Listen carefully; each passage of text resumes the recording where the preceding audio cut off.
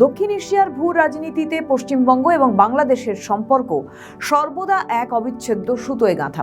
সাম্প্রতিক রাজনৈতিক প্রেক্ষাপটে একটি অত্যন্ত চর্চিত প্রশ্ন হয়ে দাঁড়িয়েছে, পশ্চিমবঙ্গের রাজনীতিতে মমতা বন্দ্যোপাধ্যায়ের সম্ভাব্য বিদায় কি বাংলাদেশে শেখ হাসিনার প্রত্যাবর্তনের পথকে প্রশস্ত করতে পারে? এই জটিল সমীকরণটি বুঝতে হলে ডক্টর মোহাম্মদ ইউনূসের অন্তর্বর্তী সরকারের ভবিষ্যৎ, তারেক রহমানের নেতৃত্বে বিএনপির উত্থান এবং দিল্লির কৌশলগত অবস্থানকে গভীরভাবে বিশ্লেষণ করা প্রয়োজন। 2024 সালে 5ই আগস্ট শেখ হাসিনার পদত্যাগের পর বাংলাদেশে ডক্টর মোহাম্মদ ইউনূসের নেতৃত্বে অন্তর্বর্তী সরকার দায়িত্ব গ্রহণ করে। তবে রাজনৈতিক বিশ্লেষকদের মতে ভারতের জন্য এই পরিস্থিতি পুরোপুরি অনুকূল ছিল না। দিল্লির দীর্ঘদিনের কৌশলগত মিত্র ছিলেন শেখ হাসিনা, যার আমলে ভারতের উত্তর পূর্বাঞ্চলের নিরাপত্তা এবং ট্রানজিট সুবিধা নিশ্চিত ছিল। বাংলাদেশের ছাত্র জনতার অভ্যুত্থান পরবর্তী সময়ে ভারত বিরোধী মনোভাব তীব্র হয়েছে। এই ক্ষোভ প্রশমনে দিল্লি এখন হার্ড পাওয়ারের বদলে ইকোনমিক ডিপ্লোম্যাসি বা অর্থনৈতিক কূটনীতিতে জোর দিচ্ছে। মোদী সরকারের লক্ষ্য হলো বাংলাদেশের সাধারণ মানুষের দৈনন্দিন প্রয়োজনে ভারতের অপরিহার্যতা প্রমাণ করা, বিদ্যুৎ রপ্তানি বজায় রাখা, নিত্য প্রয়োজনীয় পণ্যের নিরবচ্ছিন্ন সরবরাহ নিশ্চিত করা এবং ট্রানজিট সুবিধাগুলোকে দ্বিপাক্ষিক বাণিজ্যের মডেলে সাজানোর মাধ্যমে মোদী সরকার চাইছেন বাংলাদেশের মধ্যবিত্ত ও তরুণ প্রজন্মের মধ্যে ভারতের গ্রহণযোগ্যতাকে বাড়িয়ে তুলতে। ভারতের বার্তা পরিষ্কার, বাংলাদেশে যার সরকারই থাকুক, অর্থনৈতিক সমৃদ্ধির চাবিকাঠি থাকবে দিল্লির সহযোগিতায়।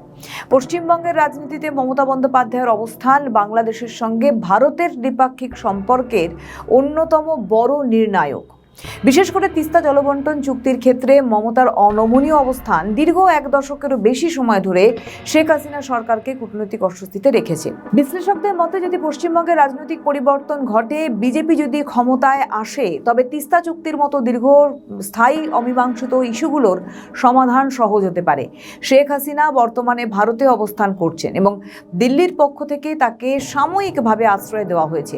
বাংলাদেশে জামায়াতে ইসলামীর মতো শক্তিগুলোর উত্থান ভারতের জন্য উদ্বেগের কারণ হয়ে দাঁড়িয়েছে।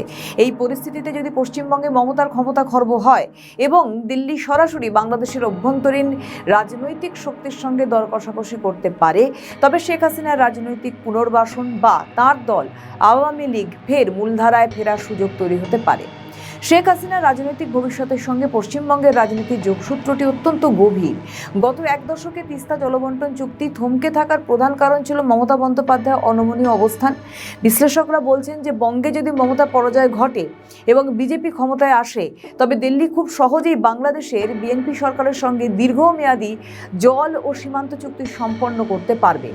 এই কূটনৈতিক সাফল্য দিল্লিকে বাংলাদেশের রাজনীতিতে কিংমেকার হিসেবে প্রতিষ্ঠিত করবে। মোদী সরকার যদি তারেক রহমানের মাধ্যমে বাংলাদেশের স্থিতিশীলতা নিশ্চিত করতে পারে, তবে শেখ হাসিনাকে একটি সম্মানজনক রাজনৈতিক সমঝোতার মাধ্যমে দেশে ফেরানো বা আওয়ামী লীগকে পুনর্বাসিত করার সুযোগ তৈরি করতে পারে। ভূ রাজনীতির এই নতুন সমীকরণে মমতাবিহীন পশ্চিমবঙ্গ এবং তারেক রহমানের নেতৃত্বাধীন বাংলাদেশ উভয় দিল্লির জন্য একটা বিশাল সুযোগ। এই ত্রিভুজ সম্পর্কে চূড়ান্ত লক্ষ্য হলো বাংলাদেশে ভারত বিদ্বেষ কমিয়ে আনা এবং শেখ হাসিনার রাজনৈতিক উত্তরাধিকারকে একটি নিরাপদ পথে পরিচালিত করা।